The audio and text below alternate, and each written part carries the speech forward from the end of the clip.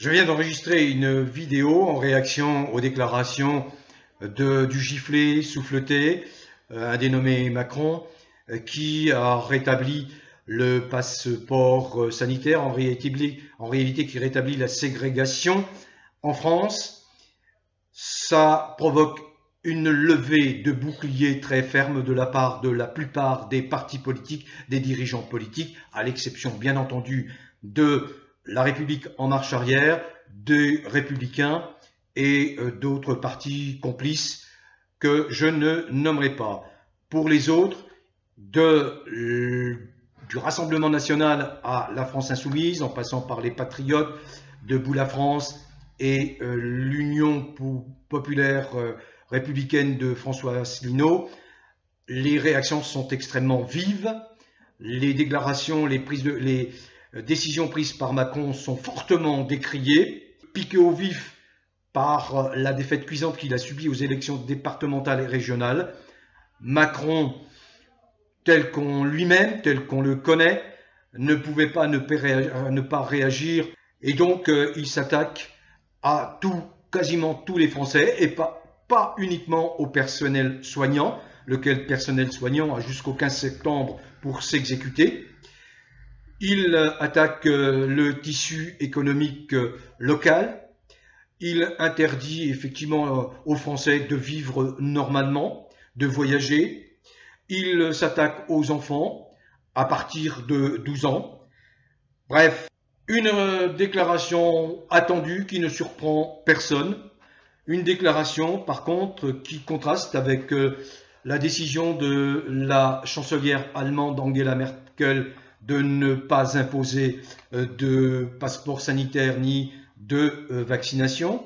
Une déclaration qui met en avant le fait qu'il y aura en France une caste de privilégiés. Ce sont les policiers et gendarmes qui, eux, ne sont astreints à aucune contrainte, aucune obligation dans le contexte de cette situation sanitaire. Bien évidemment, dans ce climat délétère, stressant, il est urgent de garder son sang-froid, de garder la tête haute, de conserver toute sa dignité en adoptant une attitude citoyenne qui veut dire qu'il est hors de question d'obéir à des injonctions qui sont contraires aux lois humaines, internationales et nationales, lois inscrites dans nos constitutions, dans notre constitution en particulier, celle de la Ve République.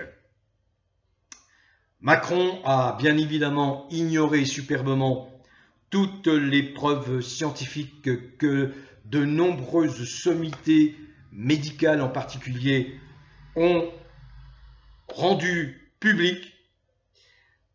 Macron persiste et signe dans une obstination mortifère contre la France et les Français. Ces mesures dictatoriales disqualifient la France, pourtant icône des droits de l'homme, dans le concert des nations démocratiques.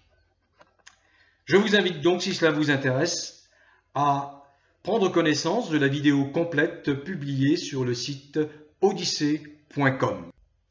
Bon vent à tous, quelles que soient vos origines, quelle que soit votre couleur de peau, quelles que soient vos croyances religieuses, philosophiques, spirituelles, quelles que soient vos convictions politiques, dès lors que vous êtes un être humain ouvert d'esprit, tolérant, ouvert au dialogue avec tous.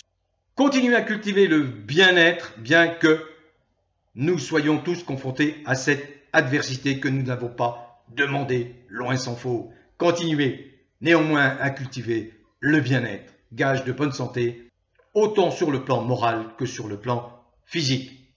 Où que vous soyez, en France métropolitaine, en Navarre, dans les merveilleux pays, territoires et départements d'outre-mer et